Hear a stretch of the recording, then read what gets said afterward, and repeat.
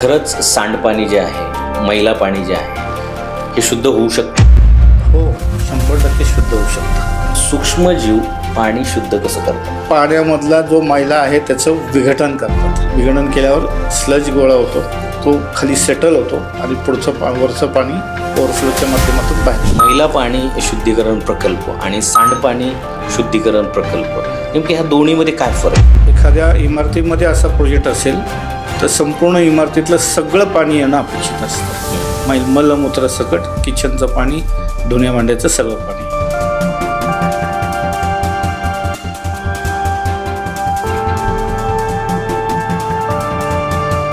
सांडपाणी जे grey water treatment म्हणतो त्याच्यामध्ये मलमूत्र येत नाही.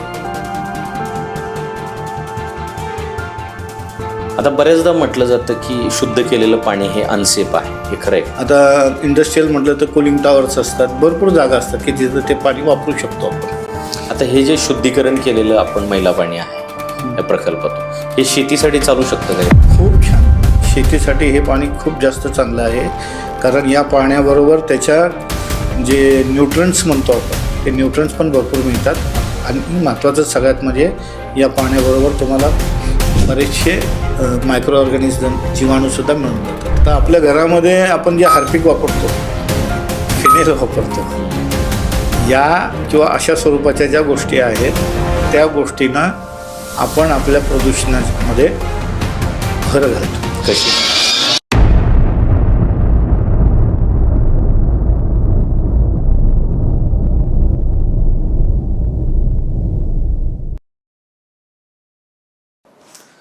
जय महाराष्ट्र मंडळी, मी पी के भांडवलकर.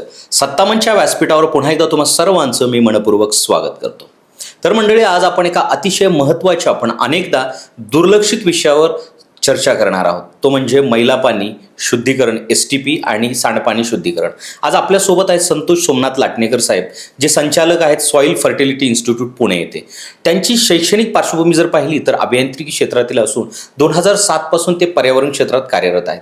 या प्रवासात त्यांनी सूक्ष्मजीवाच्या जगांचा सखोल अभ्यास केला आणि सांडपाणी शुद्धीकरणात त्यांची महत्त्वाची भूमिका त्यांनी लोकांपर्यंत पोहोचवलेली आहे. आज आपण त्यांच्याकडून जाणून घेणार आहोत आपल्या घरातून निघणारं पाणी कसं शुद्ध होतं, त्यात सूक्ष्मजीव काय काम करतात आणि आपण त्यातून काय फायदा करून घेऊ शकतो. तत्पूर्वी मंडळी, जर अजून चॅनलला सबस्क्राईब केलं नसेल तर सबस्क्राईब करून घ्या आणि बेल आयकॉन दाबायला विसरू नका, म्हणजे येणारा एपिसोड तुमच्यापर्यंत पोहोचेल. साहेब नमस्कार. नमस्कार.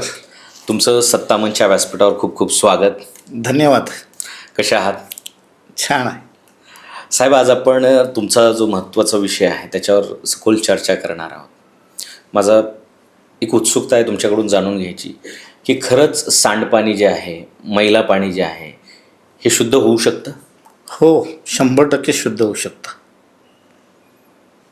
आपल्याकडे त्यासाठी प्रकल्प आहेत, मैला पाणी शुद्धीकरण प्रकल्प आहेत. हे प्रकल्प व्यवस्थित चालवले तर 100% मैला पाणी शुद्ध होऊ शकतं. आणि जे शहरातलं जे सगळं सांडपाणी आहे हे शुद्ध होऊ शकतं? हो, शहरामध्ये जे सांडपाणी निर्माण होतं आहे तेवढ्या कॅपॅसिटीचे ज्या वेळेला प्रोजेक्ट्स लागतील तर 100% संपूर्ण शहरात निर्माण होणारं मैला पाणी आहे ते शुद्ध होऊ शकतं आणि नदी पण निर्मळ होऊ शकते. बरोबर, कारण आत्ता पर्यावरणावर खूप काम चालू आहे. हो, नदी शुद्धीकरणावर काम चालू आहे. तर मग याच्यासाठी कसे प्रकल्प आपल्याला राबवावे लागतील? सध्या महाराष्ट्र राज्य प्रदूषण मंडळाचे काही नियम आहेत. मैला पाणी जे तयार होतं आहे शहरामध्ये तर त्याचं कशा पद्धतीने त्याची शुद्धीकरण व्हायला पाहिजे, तर तसे महानगरपालिकेने स्वतःचे मोठे प्रोजेक्ट्स लावलेले आहेत संपूर्ण शहरामध्ये. पुन्हा एकदा अजून 11 ते 12 नवीन प्रोजेक्टचं कामही सुरू आहे. आणि ज्या रेसिडेन्शियल सोसायटीज आहेत त्या सोसायटीजमध्ये देखील सीवेज ट्रीटमेंट प्लांट, मैला पाणी शुद्धीकरण प्रकल्प बऱ्याच ठिकाणी स्थापित झालेले आहेत. खरा प्रश्न आत्ता येतो आहे तो प्लांट लावण्याचा येत नाही आहे. डिझाईननुसार प्लांट चालणे हे जास्त महत्त्वाचं झालं आहे. म्हणजे कॅपॅक्स झालेला आहे, भरपूर भांडवली खर्च झालेला आहे, आणि ऑपरेशनल खर्च पण सुरू आहे. पण ज्या दर्जाचं पाणी आपल्याला अपेक्षित आहे त्या दर्जाचं पाणी शुद्ध होणं अजून तितकंसं शक्य झालेलं नाही आहे. आता मैला पाणी शुद्धीकरण प्रकल्प आणि सांडपाणी शुद्धीकरण प्रकल्प नेमके ह्या दोन्हीमध्ये काय फरक आहे?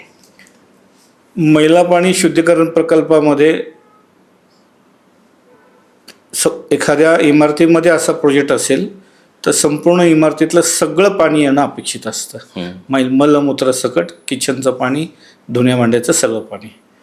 पण सांडपाणी जे ग्रे वॉटर ट्रीटमेंट म्हणतो त्याच्यामध्ये मलमूत्र येत नाही, त्यामध्ये वापरलेलं पाणी फक्त येतं. पण आपल्या इथं ग्रे वॉटर ट्रीटमेंटचे प्लांट्स कमी आहेत. आपल्याकडं सरसकट मैला पाणी शुद्धीकरण प्रकल्प आहेत. आता ही जी कॉन्सेप्ट आहे STPची, ही कशी काम करते? STP काम करतो म्हणजे त्याच्यामध्ये प्रामुख्याने 3 गोष्टी येतात. पहिलं असतं की प्रायमरी ट्रीटमेंट किंवा प्री ट्रीटमेंट असतं. त्यानंतर महत्त्वाचं असं सेकंडरी ट्रीटमेंट असतं आणि तिसरं असतं ते टर्शरी ट्रीटमेंट असतं. पहिल्या भागामध्ये काय होतं की चाळणी होते, म्हणजे पाण्याबरोबर जो कचरा येतो, प्लास्टिक, रबर किंवा इतर सगळ्या गोष्टी असतात त्या सगळ्या फिल्टर केल्या जातात. त्याच्यानंतर महत्त्वाची ट्रीटमेंट असते ती एरेशन टँक म्हणतो आपण. त्याच्यामध्ये ऑक्सिजन असतो. दुसरं असतं की जीवाणूंची संख्या भरपूर असते आणि त्याच्यामध्ये हे मैला पाणी सोडलं जातं. कसं आहे, ही ट्रीटमेंट पूर्णपणे आपल्याकडच्या नदीसारखी ट्रीटमेंट आहे. म्हणजे नदीमध्ये जर का तुम्ही पाहिलं एक औद्योगिकरणापूर्वीची परिस्थिती की ज्या आपल्या नद्या खूप जास्त निर्मळ होत्या, शुद्ध होत्या, स्वच्छ होत्या, तीच पद्धती इथं आहेत. म्हणजे नदीमध्ये कसं असतं की नदीचा आपला उगम असतो तो डोंगरावर असतो. बरोबर. ते जे खळखळणारं पाणी असतं त्याच्यामध्ये सरफेस एरिएशन होतं, त्यामुळं त्या नदीमध्ये त्या पाण्यामध्ये डिझॉल्व्ड ऑक्सिजनचं लेवल जास्त असते. तर ते एक महत्त्वाचा घटक आहे त्यामध्ये. दुसरा महत्त्वाचा घटक आहे की आपल्याकडं जुन्या काळामध्ये कसं होतं की शेतकऱ्यांकडं गायींची संख्या खूप होती आणि मग ते प्रत्येक दारामध्ये शेतकऱ्याच्या खड्डे असायचे. त्या खड्ड्यामध्ये घरातला जो कचरा आहे, ओला कचरा आणि शेण गोमूत्र हे एकत्र केलं जायचं. ज्या वेळेला त्या शेतकऱ्यांना कुठली पीक लागवड करायची असेल त्यावेळेला हे सगळं कंपोस्ट झालेलं शेणखत जे आहे ते जमिनीत टाकलं जायचं. जमिनीत टाकल्यानंतर ते मातीमध्ये मिसळून घेतलं जायचं, सरी पाडली जायची आणि त्यानंतर त्याच्यामध्ये बीज रोवलं जायचं. ज्या वेळेला शेतकरी हे पाणी द्यायचा तर होणाऱ्या पाण्याचा जो निचरा व्हायचा, त्या निचरा होणाऱ्या पाण्याबरोबर मोठ्या प्रमाणामध्ये तुमचे जीवाणू आणि बुरशी जे शेणामधून मिळायचे, गोमूत्रामधून मिळायचे आणि त्यावेळेला जमीन चांगली असल्यामुळं गांडुळं भरपूर असायची. गांडुळाची विष्ठा म्हणजे कंपोस्ट, वर्मी कंपोस्ट म्हणतो आपण, आणि गांडुळाला हलकासा घाम येतो. तर ह्या 4 स्रोतातून जीवाणू आणि बुरशी मिळायची, ती पाण्याबरोबर नदीमध्ये वाहून जायची. बरोबर. आणि मग त्या नदीमध्ये एकीकडून यायचं डिझॉल्व्ड ऑक्सिजन पाण्याबरोबर, इकडून त्याला मोठ्या प्रमाणामध्ये जीवाणू मिळायचे आणि मग पाण्यामध्ये जे काही काडी कचरा, पालापाचोळा जे काही घटक असायचे ते संपूर्णपणे त्याचं विघटन होऊन जायचं आणि आपली नदी शुद्ध व्हायची. बरोबर. अशी जी परिस्थिती आहे सिवेज ट्रीटमेंट प्लांटमध्ये आहे. ऑक्सिजन, मैला म्हणजे ऑर्गॅनिक लोड आणि तिसरं म्हणजे जीवाणू. याच्यामध्ये महत्त्वाचं काय आहे की हे जरी 3 गोष्टींची साम्य असले तरी एक महत्त्वाचा त्याच्यामध्ये फरक आहे. फरक असा आहे की जमिनीतून, मातीतून जीवाणू रेग्युलरपणे त्या नदीच्या पात्रामध्ये जायचे. बरोबर. पण सिवेज ट्रीटमेंट प्लांटमध्ये होतं आहे काय की एकदा एरेशन टँकमध्ये मायक्रोब्स डेव्हलप केले तर ते तिथल्या तिथं रिसर्क्युलेट केले जातात, नव्यानं रेग्युलरली टाकले जात नाहीत. बरोबर. या फरकामुळं काय होतं आहे की आत्ता जे आपले सिवेज ट्रीटमेंट प्लांट आहेत ते अतिशय अडचणीत आहेत म्हटलं तरी चालेल, कारण ती प्रोसेस आहे बायोलॉजिकल, पण आपलं लक्ष जातं इक्विपमेंट्सवर, मशीन कशा आहेत, आपण लक्ष देतो तंत्र कसं आहे, तत्सम गोष्टीवर जात आहे. पण जर हे जे मैला पाणी आहे हे जर डायरेक्ट अनट्रीटेड पाणी जर नदीत सोडलं तर काय गंभीर परिणाम होऊ शकतात? हे पाणी जर का नदीमध्ये सोडलं तर नदीचं एक सुरुवातीला जेवढा मोठ्या प्रमाणामध्ये ऑक्सिजन लेवल असायची, डिझॉल्ड ऑक्सिजनची लेवल, किंवा जेवढ्या प्रमाणामध्ये मायक्रोब्स त्याच्यामध्ये यायचे, तोपर्यंत नदीनं ते सगळं सहन केलं. बरोबर. हे सगळे घटना घडल्या 1970 नंतरच्या घटना आहेत सगळ्या. नदीची जेवढी क्षमता होती नदीनं सगळं सहन केलं. आज परिस्थिती अशी आहे की येणारं ऑक्सिजन जे आहे ते पूर्णपणे जेवढा त्याच्यामध्ये मैला येतोय त्या मानाने ते खूप कमी पडतं आहे. मग आज जर का तुम्ही बघाल तर शहरामध्ये ओढे नाले जरी असले तर त्याचेसुद्धा खूप दुर्गंधी येते, त्याच्यातून माशा खूप असतात, त्यातून खूप मच्छर असतात, आणि पुढं जाऊन जे पूर्णपणे आपण म्हणतो मासे आहेत पूर्णपणे नष्ट होत चाललेत. आणि हे सगळीकडं गंभीर, अजून तर हे दिसणाऱ्या गोष्टी आहेत, याच्यातून होणारे आजार ते तर अति गंभीर पातळीवर आहे ते. कारण नदीचा प्रवाह अक्षरशः शेकडो किलोमीटर असतो. बरोबर. त्यामुळे त्या सगळ्या भागाला त्याचा नुकसानच होणार आहे. आता तुम्ही याच्या अगोदर म्हटले की सूक्ष्मजीव, पण सूक्ष्मजीव पाणी शुद्ध कसं करतात? सूक्ष्मजीव ॲक्च्युली करतात काही तर पाण्यामधला जो मैला आहे त्याचं विघटन करतात. विघटन केल्यानंतर त्याचा एक स्लज गाळ तयार होतो. विघटन केल्यावर स्लज गोळा होतो, तो खाली सेटल होतो आणि पुढचं वरचं पाणी ओव्हरफ्लोच्या माध्यमातून बाहेर पडतं. आता ह्याच्यामध्ये कोणते बॅक्टेरियाज किंवा ऑर्गॅनिझम महत्त्वाचे असतात? यामध्ये प्रामुख्यानं डिकम्पोजर बॅक्टेरियाज असतात. काही बुरशी पण असतात, पण डिकम्पोजर बॅक्टेरिया सर्वाधिक काम करतात. थोडंसं एक्स्ट्राचं सांगतो, आपल्याकडे डिकम्पोजर बॅक्टेरिया ह्या देशी गाईच्या शेणामध्ये मोठ्या प्रमाणात आढळतात, पण त्यापेक्षाही जास्त डिकम्पोजर बॅक्टेरिया हे वर्मी वॉशमध्ये आढळतात. वर्मी वॉश म्हणजे गांडूळ खताचा जो प्रकल्प असतो त्यातून जे बाहेर पडणारं पाणी असतं त्याला वर्मी वॉश म्हणतात, गांडूळ पाणी. आता हे जे तुम्ही टेक्निक किंवा प्रकल्प सांगताय, ही सामान्य लोकांच्या फायद्याचा कसा आहे? आत्ता होतंय काय सांगतो तुम्हाला, की अनेक भाग असे आहेत की ज्यांच्या इथं पाण्याची तेवढी व्यवस्था नाही आहे. त्या ठिकाणी मग आपण जर का कोणतंही महानगरपालिका व नगरपालिका देऊ शकत नसेल तर 100% हे जे आपण पाणी शुद्ध केलेलं आहे हे पाणी आपण पिण्याव्यतिरिक्त किंवा स्वयंपाक सोडून इतर सर्व ठिकाणी चांगल्या वापरू शकतो. बरोबर. तुमचं गार्डनिंग पर्पज असेल, बगीचांसाठी किंवा आपल्या फरशा पुसण्यासाठी, धुण्यासाठी, त्यासाठी चांगलं आहे. इतर सगळ्या धुण्यासाठी ते चांगलं पाणी राहतं, फक्त आपण स्वयंपाकासाठी वापरू शकत नाही. बरोबर. आता मुख्यतः जर पाहिलं तर मुंबई असेल, पुणे असेल, या ठिकाणी हे प्रॉब्लेम्स खूप मोठ्या प्रमाणात व्हायला लागलेले आहेत. नद्या खराब झालेल्या आहेत, प्रत्येक सोसायटीचं पाणी त्याचं काहीच प्रोसेस न करता ते डायरेक्ट सोडलं जातं. मग आता मुंबई पुण्यासाठी हे किती उपयोगाचं आहे किंवा कशा पद्धतीने हे एक्झिक्यूट व्हायला पाहिजे? आपल्याकडं होतं आहे काय की आपल्याकडं जे मैला पाणी शुद्धीकरण प्रकल्प आहेत ना, ते प्रकल्प तयार करताना जागेची अडचण महत्त्वाची आहे. बरोबर. मग कमीत कमी जागेत बसवा. मग त्याच्यामध्ये डिझाईनमध्ये जे गरजेची जागा असते, टाकीची जी आपण त्यांना HRT म्हणतो, हायड्रोलिक रिटेन्शन टाईम, जेवढी वेळ तिथं पाणी थांबणं गरजेचं आहे तेवढी वेळ तेवढी टाकी तिथं बांधलीच पाहिजे.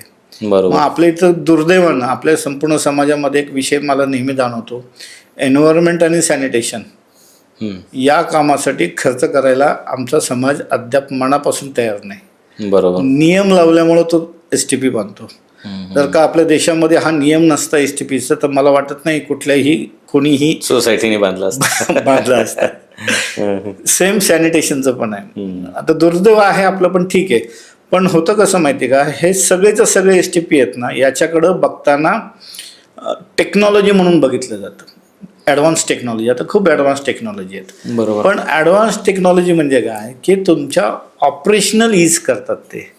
तुम्हाला ॲटोमेशन आलं, ॲटोमेशनने काय होणार आहे की तुम्हाला ते चालवायला, वापरायला, ऑपरेट करायला, ऑपरेशनला सोयीचं आहे, सोपं आहे. पण त्याच्यामध्ये परफॉर्मन्स इन्क्रीमेंट होत नाही आहे. बरोबर. मूलभूत गोष्ट काय आहे, परफॉर्मन्स चांगला झाला पाहिजे.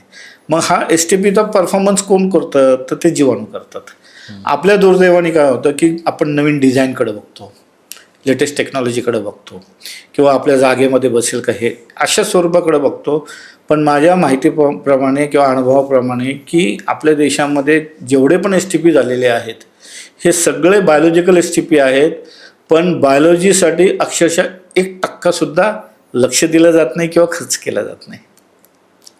आता हा STP जो आहे तो सामान्य लोकांना बसवता येऊ शकतो का? एका इमारतीमध्ये जास्त लोक राहत असतील तर नक्कीच बसवता येतो. तरी किती साधारण किती फ्लॅट पाहिजेत? नियम आहेत MPCBचे. बेसिकली हे स्वतःहून तर कोणी बांधतच नाही. बरोबर. हां, त्यामुळं हा प्रश्न तसा बसत नाही. किती लोक नाही करू शकतात, आपल्या इथं नाही ती मानसिकता. पण प्रत्येकाने बसवलं पाहिजे सोसायटीत? हां, बसवलं पाहिजे. साहेब, बऱ्याच सोसायट्यांमध्ये STP आहे पण तरी पण प्रचंड वास येतो, असं का होतं? आता कसं असतं की ज्या वेळेला वेस्ट वॉटर पहिल्या टाकीमध्ये ज्याला कलेक्शन टँक किंवा इक्युलायझेशन टँकमध्ये येतं तर तिथं एक प्रोसेस दिलेली असते. इक्युलायझेशन टँक म्हणजे काय की ते पाणी पूर्णपणे व्यवस्थितपणे ढवळलं गेलं पाहिजे. दुर्दैवाने आपल्या इथं त्या ठिकाणी कॉम्प्रोमाइज होतं. बऱ्याच ठिकाणी एकसारखं ढवळलं जात नाही. मग होतं काय की तिथं जो TSS म्हणतो आपण की त्या मैला पाण्यामधला काही मैला असतो तो तिथं साठून राहतो. साठून राहिल्यानंतर तो सडायला लागतो. सडायला लागल्यानंतर तिथं दुर्गंधी यायला सुरुवात होते. बरोबर. पुन्हा काय होतं की ज्या वेळेला ते पाणी संपूर्ण प्रोसेस सिस्टीममध्ये जसं जसं फिरतं मग बेंड्स असतात, एल्बो असतात, वॉल असतात, फ्लॅंजेस असतात, याच्यामध्ये हे सगळे घटक अडकून बसतात आणि कालांतराने ते सडायला सुरुवात होते आणि मग त्याची दुर्गंधी यायला सुरुवात होते. त्याच्यामुळं जर का आपण पहिल्याच ठिकाणी म्हणजे पहिल्या टाकीमध्येच जर का आपण जीवाणू काही वाढवू शकलो तर निश्चितपणे STPचा बिलकुल पण वास येत नाही, दुर्गंधी. ना त्या पाण्याला म्हणजे ट्रीटेड वॉटरला पण कधीही दुर्गंधी येत नाही आणि तुमच्या पूर्ण प्रोजेक्टला कधीही दुर्गंधी येत नाही. आता लहान सोसायट्या असतील किंवा काही घरं असतील तर ह्यांच्यासाठी काय उपयोग होऊ शकतो या गोष्टीचा? ते कसा वापर करू शकतील? नाही, STP हा प्रोजेक्ट तसाही मोठ्या सोसायट्यांसाठीच आहे. छोट्या सोसायट्यांसाठी तेवढा नाही आहे कारण तुम्ही तशी इक्विपमेंट नाही तुम्हाला मिळत पण नाही बाजारामध्ये. ओके. हां. आता बऱ्याचदा म्हटलं जातं की शुद्ध केलेलं पाणी हे अनसेफ आहे, हे खरं आहे का? हां, वापर कोणता करता त्याच्यावर अवलंबून आहे. तुम्ही वापर कशासाठी करणार आहात. आता इंडस्ट्रीयल म्हटलं तर कुलिंग टॉवर्स असतात, भरपूर जागा असतात की तिथं ते पाणी वापरू शकतो आपण. असं नाही, 100% वापरू शकतो. फक्त स्वयंपाकासाठी वापरणं थोडंसं धोक्याचं आहे, नाही वापरावं. आता हे जे शुद्धीकरण केलेलं आपण मैला पाणी आहे या प्रकल्पातून, हे शेतीसाठी चालू शकतं का हे पाणी? खूप छान. शेतीसाठी हे पाणी खूप जास्त चांगलं आहे कारण या पाण्याबरोबर त्याच्या जे न्यूट्रन्स म्हणतो आपण ते न्यूट्रन्स पण भरपूर मिळतात आणि महत्त्वाचं सगळ्यात म्हणजे या पाण्याबरोबर तुम्हाला बरेचसे मायक्रो ऑर्गॅनिझम जीवाणूसुद्धा मिळून जातात. त्यामुळं मातीसाठी पिकासाठी हे खूप चांगलं पाणी, खूप जास्त चांगलं पाणी. बगीचांसाठी जर का सोसायटीमध्ये बगीचा असतील तर हे पाणी खूप चांगलं आहे. कुंड्यांसाठी पण खूप चांगलं आहे. आता बायोलॉजिकल ट्रीटमेंट असेल किंवा केमिकल ट्रीटमेंट असेल, ह्या दोन्हीपैकी कुठली ट्रीटमेंट महत्त्वाची आहे? आता डोमेस्टिक वेस्ट वॉटर जे आहे ना त्यासाठी बायोलॉजिकल ट्रीटमेंटच असावी. पण काय असतं की इंडस्ट्रीयल वेस्ट वॉटरमध्ये समजा फार्मा इंडस्ट्री आहे, टेक्स्टाईल इंडस्ट्री आहे, त्यांचं मैला पाणी खूप जास्त किचकट असतं ट्रीटमेंट करायला, तर तिथं केमिकल ट्रीटमेंटची 100% गरज आहे. पण डोमेस्टिक वेस्ट वॉटरला सीवेज ट्रीटमेंट प्लांटला केमिकल ट्रीटमेंटची तेवढी गरज नाही आहे. बरोबर. आता फ्युचरकडे जर बघितलं आपण तर वेस्ट वॉटर ट्रीटमेंटचा काय फायदा होऊ शकतो? गरज वाढू शकते? वेस्ट वॉटर ट्रीटमेंटचा तो फायदा आहेच आहे. आता आपल्याकडे समजा आपण असं धरू की पुण्यामध्ये 4 धरणं आहेत, भरपूर पाणी मिळत आहे. पण बेंगलोर चेन्नईचं काय करणार तुम्ही? चेन्नईमध्ये खूप गंभीर परिस्थिती आहे. म्हणजे अशी खूप शहरं आहेत आपल्याकडे की तिथं तेवढं पाणी पोचत नाही. त्यामुळं पुनर्वापराशिवाय आपल्याकडे पर्यायच नाही आहे. आणि आपण असं नाही होऊ शकत की माझ्याकडे खूप पाणी आहे म्हणून मी कसंही वापरू शकतो, हे पण बरोबर नाही ना. बरोबर. जर का मला माझं जे जनरेट होतं आहे वेस्ट वॉटर त्याचं जर का मी 60-70% पुनर्वापर करू शकत असू तर हरकत काय. ते पाणी इतर क्षेत्रासाठी उपलब्ध होईल, औद्योगिक क्षेत्रासाठी होईल, शेतीसाठी होईल. आज ते जे आपण पाणी म्हणतोय जास्त आहे जे अवेलेबल आहे आपल्याकडं, तर त्याचा अर्थ असा नाही ना तो मी वापरलं पाहिजे पूर्ण. शेतीसाठी आहेच ना गरज. बरोबर. आता ही जी स्मार्ट सिटीज तयार होत आहेत तर ह्यांची भूमिका काय असायला पाहिजे? नाही, स्मार्ट सिटीचे नियम आहेत, त्या नियमानुसार भरपूर महापालिकेचे पण प्रोजेक्ट्स सुरू आहेत आणि तसेच खाजगी विकसक पण प्रोजेक्ट्स सुरू करतात. दुर्दैव काय होतं आहे माहिती आहे का, की नियमामध्ये आहे म्हणून STP प्रकल्प उभे केले जात आहेत, वापरले जात आहेत. दुर्दैव त्याच्यामध्ये एक आहे की STP हा 100% बायोलॉजिकल विषय आहे. बरोबर. STP हा म्हणजे एकदा सिव्हिल इंजिनिअरिंग किंवा तुमचं इलेक्ट्रोमेकॅनिकल इंजिनिअरिंगचं काम पूर्ण झालं तर पूर्णपणे बायोलॉजिकल विषय आहे तो. बरोबर. आणि त्यामुळं जर का STPला आपण बायोलॉजिकल ट्रीटमेंट सिरियसली जर का घेतलं तर 100% चेहरा मोहरा बदलून जाईल, इतका बदल घडेल. आज तुम्ही पाहता असेल की आपल्याकडे नदीचं ब्युटिफिकेशन चालू आहे, सौंदर्यीकरण चालू आहे नदीच्या दोन्ही बाजूला. बरोबर. पण समजा तुमच्या नदीचं पाणीच जर का खराब असेल, त्याच्या माशा आहे, दुर्गंधी आहे, मच्छर आहेत, तर मग त्याला तेवढा अर्थ राहत नाही त्या नदीला. बरोबर आहे की नाही. आता आपण जर पुणे शहराचा विचार केला, आता बऱ्याच सोसायट्यांना STP नाही आहे. हे पाणी डायरेक्ट मुळामुठामध्ये सोडलं जातं आणि ते उजनीमध्ये जातं. तर आता तिथं गंभीर परिणाम जाणवायला लागलेले आहेत. ह्याच्यावर काय तयारी करू शकतो? खरं तर महानगरपालिकेचे आत्ता भरपूर 14 की 16 प्रोजेक्ट चालू आहेत पुण्यामध्ये, म्हणजे ऑपरेशनमध्ये आहेत. आणि दुसरं आहे की 11 नवीन प्रोजेक्ट्स पण आता सुरू होत आहेत ह्या दीड वर्षामध्ये. त्यामुळं जेवढं जनरेट होतं आहे पाणी तेवढ्या कॅपॅसिटीचे प्रोजेक्ट होत आहेत. प्रश्न तो नाही आहे. प्रश्न हा आहे की तयार झालेले प्रोजेक्ट किती क्षमतेने चालत आहेत. आज आपल्याकडे एक महत्त्वाचं सांगतो तुम्हाला, आपल्याकडे प्रोजेक्ट्स बांधणं हा विषय नाही आहे आपल्या देशामध्ये. म्हणजे फक्त पुण्यापुरताच विषय नाही. तुम्ही दिल्लीमध्ये जर का आज बघितलं तर दिल्लीमध्ये 37 STP आहेत यमुना नदीच्या 21 किलोमीटरमध्ये. STP आहेत, 80% कनेक्टिव्हिटी आहे. मग पाणी का तेवढं शुद्ध दिसत नाही नदीतलं? बरोबर. याचा अर्थ ते जे सीवेज ट्रीटमेंट प्लांट्स आहेत ते पूर्ण क्षमतेने चालत नाही आहेत. मग न चालण्याची कारणं काय आहे? तर त्याच्यामध्ये जे जैविक पुनर्भरण होणं गरजेचं आहे ते होत नाही आहे. त्यामुळं होतं आहे काय की सगळ्यांचे पैसे खर्च होत आहेत. सगळ्यांचा हेतू पण चांगला आहे, असं नाही की हेतू वाईट आहे, हेतू पण चांगला आहे, सगळं होतं आहे. पण जे आपल्याला अपेक्षित परिणाम आहेत ते अजूनही दिसत नाही आहेत. STP बांधणं हा विषय वेगळा आहे, STP पूर्ण क्षमतेने चालणं हा विषय वेगळा आहे. आत्ता आपल्याकडे कसं आहे की आम्ही ॲडव्हान्स टेक्नॉलॉजी आणली, ॲडव्हान्स टेक्नॉलॉजीमुळे आमचे STP चालणार आहेत. नाही, ॲडव्हान्स टेक्नॉलॉजी तुमचं प्रॉपर मॉनिटरिंग करेल, तुम्हाला ऑपरेशनल ईज देईल. पण परफॉर्मन्स जर का STPचा सुधारायचा असेल तर बायोलॉजिकल इनपुटशिवाय काहीही पर्याय नाही. त्यामुळं सोसायट्यांमध्ये कितीही बांधले तुम्ही, साधारणपणे तुमच्या लक्षात येईल की महापालिकेचे प्रोजेक्ट्स किती असतात. 2 कोटी लिटर, 5 कोटी लिटर, 10 कोटी लिटर. आणि सोसायटीचे STP किती असतात? 50,000 litre, 1 lakh litre, 2 lakh litre, 5 lakh litre. खूप मोठा फरक आहे, खूप मोठा फरक आहे. म्हणजे आपल्या पुणे महापालिकेकडे तर 130 म्हणजे 13 कोटी लिटरचा प्लांट आहे. चेन्नईमध्ये मी काही ठिकाणी प्लांट बघितले 215 MLDचे, म्हणजे 21 कोटी 50 लाख लिटर रोज मैला पाणी त्या प्रोजेक्टमध्ये येत आहे. एवढे हेवी प्रोजेक्ट्स आहेत. त्यामुळे आपण सोसायटीकडचे तर चालले पाहिजेतच, वादच नाही.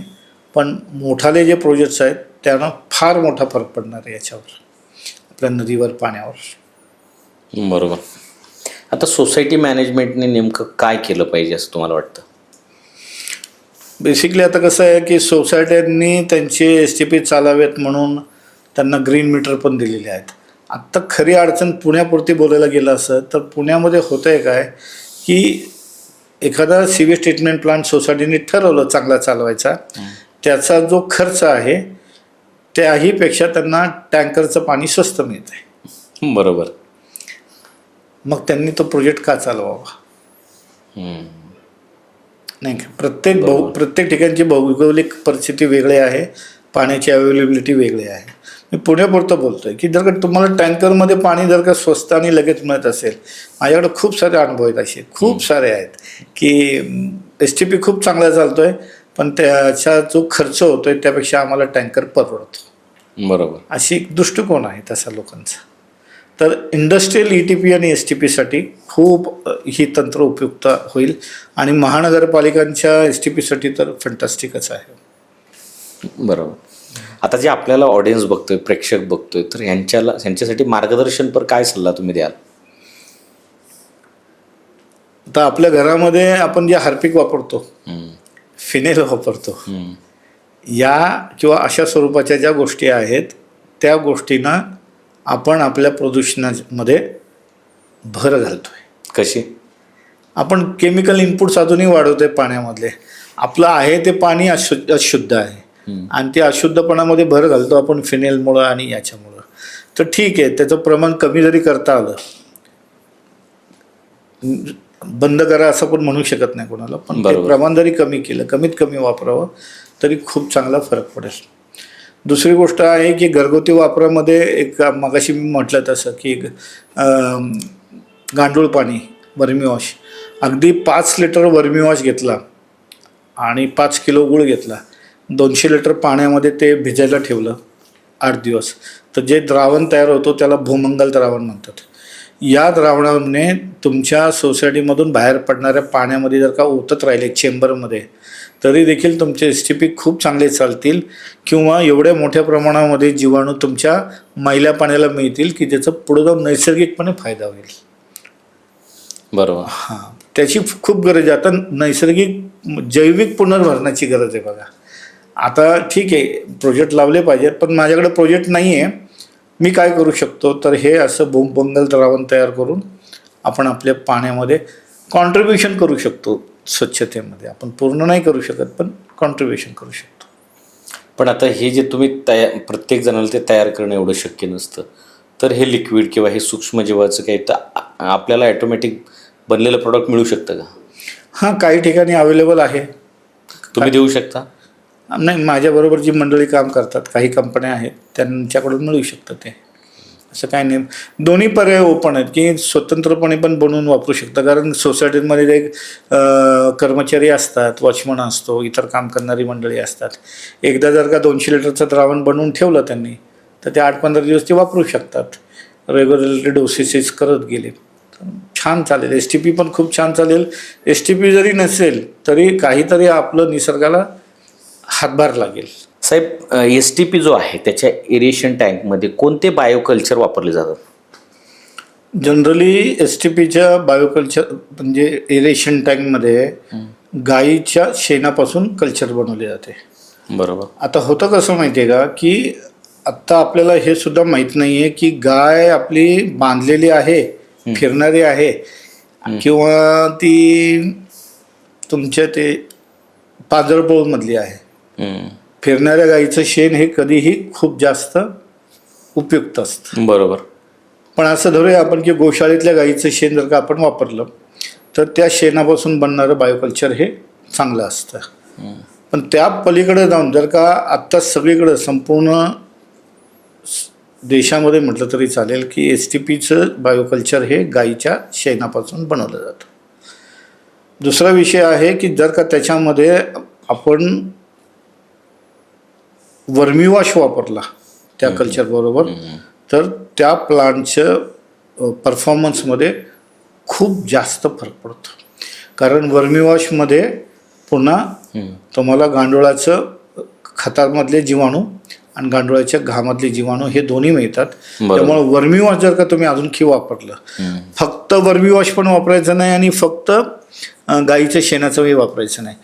गाईच्या शेणाचं कल्चर बनवायचं, पण त्याच्यासाठी त्याबरोबर वर्मी वॉश जर का वाढवला तर खूप जास्त चांगले रिझल्ट्स मिळतात. आता ही जी STP जी सिस्टम आहे, याच्यात जे आपण जैविक पुनर्भरण करायचं आहे, तर ते कसं करतात, त्याची प्रोसेस काय किंवा आणि पुढचं त्याचे फायदे काय? STPमध्ये जैविक पुनर्भरण अत्यंत गरजेचं आहे. जसं मी मगाशी सांगितलं की बाबा 1970 पूर्वी नदी जसं जैविक पुनर्भरण करायचे, नदीमध्ये जे मातीतून मिळायचे जीवाणू, बरोबर, तशाच पद्धतीने STPमध्ये पण आपण जैविक पुनर्भरण प्रभावीरित्या करू शकतो. त्यामध्ये मगाशी सांगितलं तसं की बाबा आपण जर का 5 लिटर वर्मी वॉश, 5 किलो गूळ 200 लिटर पाण्यामध्ये टाकला, 8 दिवस ते द्रावण तयार केलं, त्या द्रावणाचा डोस STPच्या कॅपॅसिटीनुसार देत राहायचं. म्हणजे कसं की बाबा 1 ml चा STP आहे, तर त्याला 10 लिटर पर डे, रोज 10 लिटर रात्री 10 नंतर डोसेस देत राहायचं. 10 नंतर दिल्यानंतर काय होतं, रात्रभर ते जीवाणू पूर्णपणे तयार होत राहतात आणि ते डोसेस जसं जसं आपण देत जाऊ तसं तसं तुम्हाला STPच्या परफॉर्मन्समध्ये खूप चांगला फरक दिसतो. महत्त्वाचं काय होतं की कालांतराने 2-3 आठवड्यानंतर तुम्ही 10 लिटरऐवजी 5 लिटर वापरू शकता. अजून 2-3 आठवड्यांनी तुम्ही 2 लिटरवर येऊ शकता. अजून 2-3 आठवड्यानंतर रेग्युलर 1 लिटर जरी तुम्ही देत राहिलात तर तुमच्या STPचा परफॉर्मन्स 1 नंबर राहतो. तोपर्यंत जीवाणूंची संख्या वाढलेली असेल. जीवाणूंची संख्या वाढली असते. आता आपल्याकडे होतं का, STP न चालण्याची पण काही कारणं आहेत बघा. कोणती आहेत? STP न चालण्याची महत्त्वाची काही कारणं अशी आहेत की आपल्याकडं वेगवेगळं सण असतात. सण म्हणजे उत्सव असतात. कधी आपल्या सांडपाण्यामध्ये मोठ्या प्रमाणामध्ये रंग जातो, केमिकल जातात. दिवाळी दसरा आला की दसरा आला, नवरात्राच्या अगोदर आपल्याकडं मोठ्या प्रमाणामध्ये हे जातं, फिनेल किंवा वॉशिंग पावडर तशा गोष्टी जातात. तिसरी गोष्ट आहे की इन जनरलच आपल्याकडं पुढे काय होणार आहे ह्या पाण्याचं याचा 1% पण विचार केला जात नाही घरामध्ये आपल्या. कोणत्याच, म्हणजे फक्त असं मला म्हणायचं नाही सणासाठीच, पण इन जनरल पण की आपण विचारच करत नाही की मी हे पाण्यामध्ये आता टाकतो, ह्या पाण्याचं पुढे जाऊन काय होणार आहे, त्या सिवेज ट्रीटमेंट प्लांटचं काय होणार आहे किंवा त्या नदीचं काय होणार आहे. आपण सोडून देतो, ते आपल्या घरातून कचरा बाहेर काढतो, बस तेवढंच आपलं आहे. तर मला असे अनुभव आहेत की ज्या सिवेज ट्रीटमेंट प्लांटमध्ये मी नोकरी करत होतो त्या प्लांटमध्ये कुत्रं, मांजरं, जनावरं वेगवेगळी पण यायची आणि इतकी परिस्थिती भीषण असायची की कंट्रोलच्या बाहेर असायची. दुसरी महत्त्वाची गोष्ट अशी असते मैला पाणी शुद्धीकरण प्रकल्पामध्ये की सकाळी मलमूत्राचं प्रमाण जास्त असतं. बरोबर. दुपारी ते प्रमाण कमी होतं, संध्याकाळी ते प्रमाण थोडं जास्त वाढतं आणि रात्री ते प्रमाण अजिबात नसतं. मग एका दिवसामध्ये तुमचा येणारा ऑर्गॅनिक लोड आहे, मैलाचं जे प्रमाण आहे ते सारखं कमी जास्त असतं. पण तसं कमी जास्त तुमच्या बॅक्टेरिया नसतात, तुमचे जीवाणू तसे कमी जास्त नसतात. मग या वेळेला काय होतं की प्रोसेस खराब व्हायला लागते, बायोलॉजिकल प्रोसेस खराब होते. दुर्दैवानं आपल्या देशामध्ये सिवेज ट्रीटमेंट प्लांटमध्ये मायक्रोबायोलॉजी, सूक्ष्मजीवशास्त्र हा विषयच नाही आहे. आमच्या देशामध्ये STPवर मायक्रोबायोलॉजिस्ट नेमलेच जात नाही आहेत. खरं तर त्यांची तिथं जास्त गरज आहे. मग होतं काय की सगळं अंदाजाने चालतं. मग अंदाजाने चालल्यावर होतं काय की त्या माझ्याकडे जो सिवेज ट्रीटमेंट प्लांट आहे त्याची जी एरेशन टँक आहे, त्या एरेशन टँकमधले जे घटक आहेत, जैविक घटक आहेत, ते पुरेसे आहेत का, ते तेवढे प्रभावी आहेत का, ते साधारणपणे एक MLS नावाचा एक हे असतं, त्यामध्ये टर्म आहे, संज्ञा आहे, ती वापरली जाते. पण जर का तुम्ही रेग्युलर रोजचे रोज जैविक पुनर्भरण थोड्या प्रमाणात जरी करत राहिलात तरी तुमचा STP खूप चांगला परफॉर्मन्स देतो. साहेब, आपण STP बसवला पण परत त्याच्या कधी तपासण्या होतात का असं तर मला तर नाही दिसलं. पण त्याच्या तपासण्या व्हायला पाहिजेत का, किंवा काय कार्यक्षमतेने त्याच्यावर कारवाई केली पाहिजे? आपल्याकडे जे STP आहेत, जनरली STPचं जे बाहेर पडणारं जे पाणी आहे त्याच्या टेस्टिंगवरून आपण ठरवतो की बाबा हे STP चांगला चालतोय की नाही. जनरली असं असतं. किंवा त्याचं जो फ्लोमीटर्स असतात किंवा तेवढ्या प्रमाणात ते पाणी ट्रीट होतंय की नाही, शुद्धीकरण होतंय की नाही. पण मला त्याच्यापेक्षा वेगळं असं वाटतं की प्रत्येक सिवेज ट्रीटमेंट प्लांट बनवताना त्याचा एक डिटेल प्रोजेक्ट रिपोर्ट असतो, त्याला DPR म्हणतो आपण. त्या DPRमध्ये स्पष्टपणे लिहिलेलं असतं की हा प्रोजेक्ट चालवण्यासाठी किती युनिट इलेक्ट्रिसिटी लागणार आहे. मग त्याची तुलना होणं गरजेचं आहे की एवढी इलेक्ट्रिसिटीची गरज आहे, समजा 100 युनिटची गरज आहे रोज, पण तो त्याच्या आता जर का आपण तुलना केली प्रत्यक्षात तर ती 30-40 युनिटच असेल. याचा अर्थ आहे की हा STP चालत नाही. बरोबर आहे.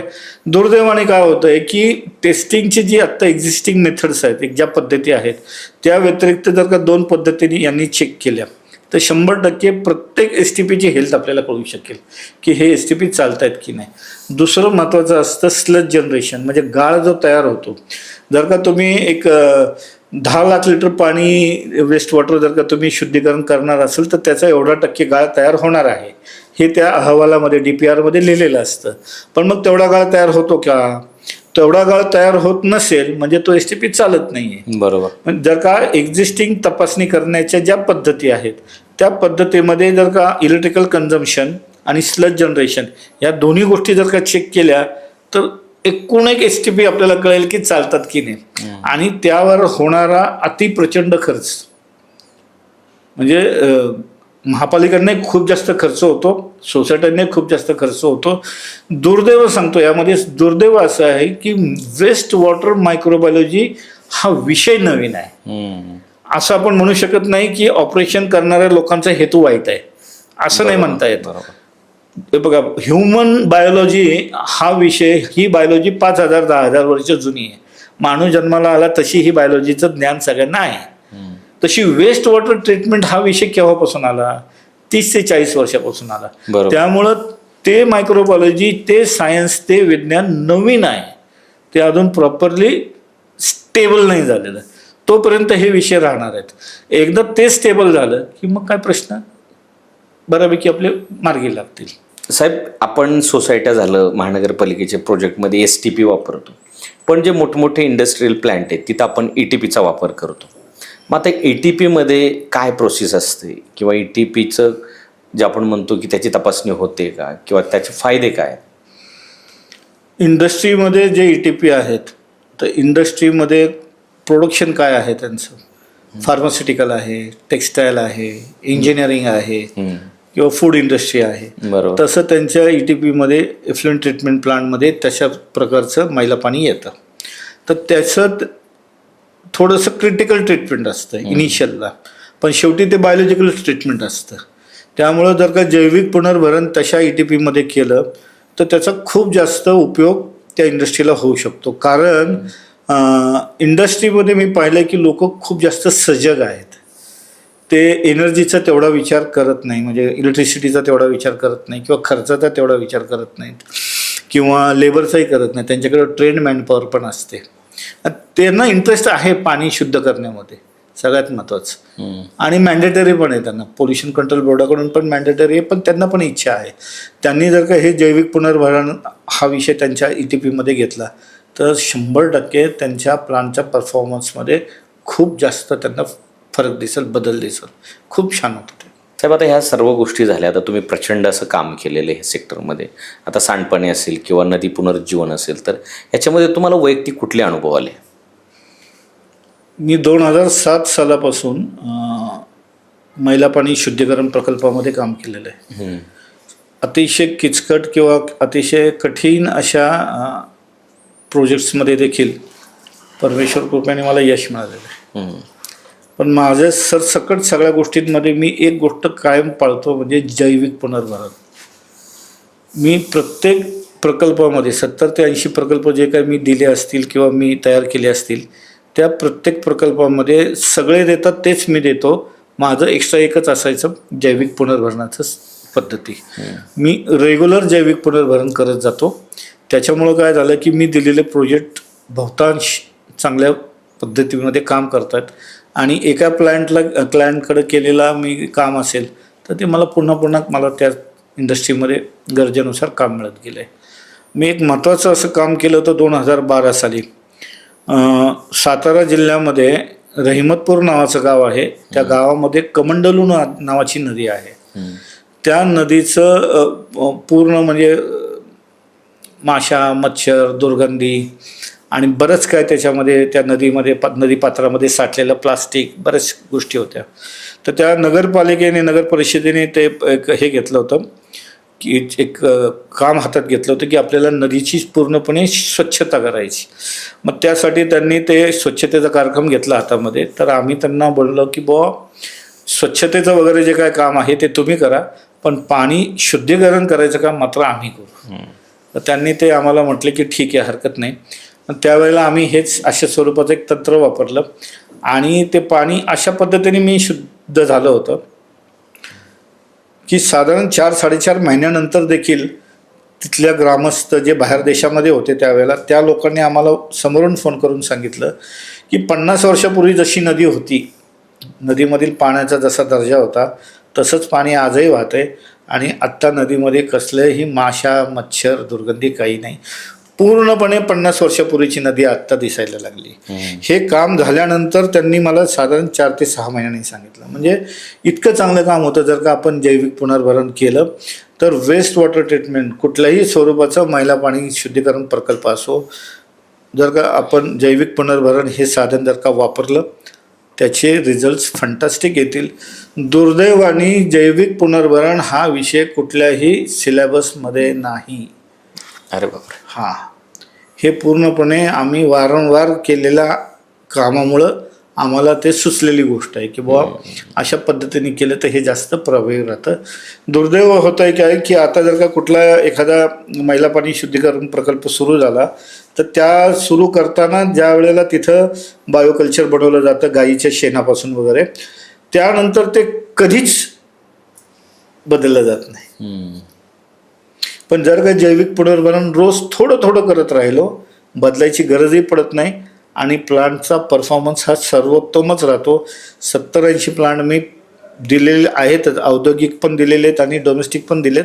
पण मी बाहेर राज्यांमध्ये पण बरंचसं काम याच्यावर केलं आहे. मला एक गोष्ट कळाली की सीवेज ट्रीटमेंट प्लांट, मैला पाणी शुद्धीकरण प्रकल्प जर का आपल्याला व्यवस्थित चालवायचा असेल तर इक्विपमेंटचं मेंटेनन्स तर करावंच लागतं. पण जर का त्यात एकच जो भाग राहिलेला आहे जैविक पुनर्भरण, मायक्रोबियल रिप्लेनिशमेंट, हे जर का त्या ऑपरेशन मेंटेनन्सच्या जे आहेत कॉन्ट्रॅक्टर्स असतील किंवा कोणी असेल त्यांनी त्याची काळजी घेतली तर 100% त्यांचा परफॉर्मन्स खूप जास्त चांगला राहील. ते पाणी शुद्ध तर होईलच होईल, पण कधीही माशा मच्छर दुर्गंधी येणार नाही. बरोबर. साहेब, आपण एक आता शेवटचा रॅपिड फायर राऊंड घेणार आहोत. मला तुमच्याकडून त्या प्रश्नाचं उत्तर एक शब्दात किंवा एका वाक्यात हवं आहे. तर माझा पहिला प्रश्न आहे की एक मोठी चूक जी लोक STPमध्ये करतात ती कोणती? याच्याकडे दुर्लक्ष करतात. जीवाणूंकडे पूर्णपणे, जैविक पुनर्भरणाकडे पूर्णपणे दुर्लक्ष करतात. एक मिथ जे तुम्हाला नेहमी ऐकायला मिळतं ते कोणतं? की सीवेज ट्रीटमेंट प्लांट चालवायला फार क्रिटिकल असतात. एक सोपी टीप जी प्रत्येकानं आजपासून लागू करावी. भूमंगल द्रावण बनवावं आणि आपापल्या घरामध्ये रोज म्हणा, आठवड्याला म्हणा, ड्रेनमध्ये सोडून द्यावं. एक फ्युचर प्रिडिक्शन जे 5-10 वर्षात करता येईल असं. जैविक पुनर्भरण जर का महानगरपालिकेच्या प्लांटला जर का झालं तर 100% सांगतो आपली मुठा नदी 10 वर्षामध्ये कोणीही अपेक्षा केली नाही तेवढी छान होईल. क्या बात आहे. हो सर, तुम्ही आलात आणि आम्हाला बहुमूल्य असा वेळ दिला, मार्गदर्शन केलं आणि खूप महत्त्वाचा विषय आम्हाला उलगडून सांगितला जो STP आहे. त्याबद्दल सत्ता मंच आपला खूप खूप आभारी आहे. धन्यवाद. मंडळी, आजच्या भागातून आपल्याला कळलं की मैला पाणी शुद्धीकरण प्रकल्प म्हणजे ज्याला आपण STP म्हणतो ही एक समस्या नसून एक पाणी पुनर्वापराची एक मोठी संधी आहे. फक्त योग्य पद्धतीने त्याच्याकडे पाहण्याची गरज आहे. आणि संतोष लाटणेकर साहेब, आपण आलात, आपण वेळ दिला आणि इतकी मोलाची माहिती आमच्याबरोबर शेअर केली त्याबद्दल मी मनापासून आपले धन्यवाद मानतो. आणि मंडळी, पुन्हा भेटूयात एका नव्या विषयावर, एका नव्या पाहुण्यांबरोबर. आपण भेटत राहू, बोलत राहू. तत्पूर्वी अजून जर तुम्ही चॅनलला सबस्क्राईब केलं नसेल तर सबस्क्राईब करून घ्या आणि बेल आयकॉन दाबायला विसरू नका, म्हणजे येणारा एपिसोड तुमच्यापर्यंत पोहोचेल. आणि जर हा पॉडकास्ट तुम्हाला आवडला तर नक्की शेअर करा आणि कमेंटमध्ये तुमचा जो आहे तो प्रश्न लिहा आणि तुमच्या जवळच्या व्यक्तीपर्यंत, गरजू व्यक्तीपर्यंत हा शेअर करा. तोपर्यंत सर्वांना माझा जय हिंद, जय महाराष्ट्र.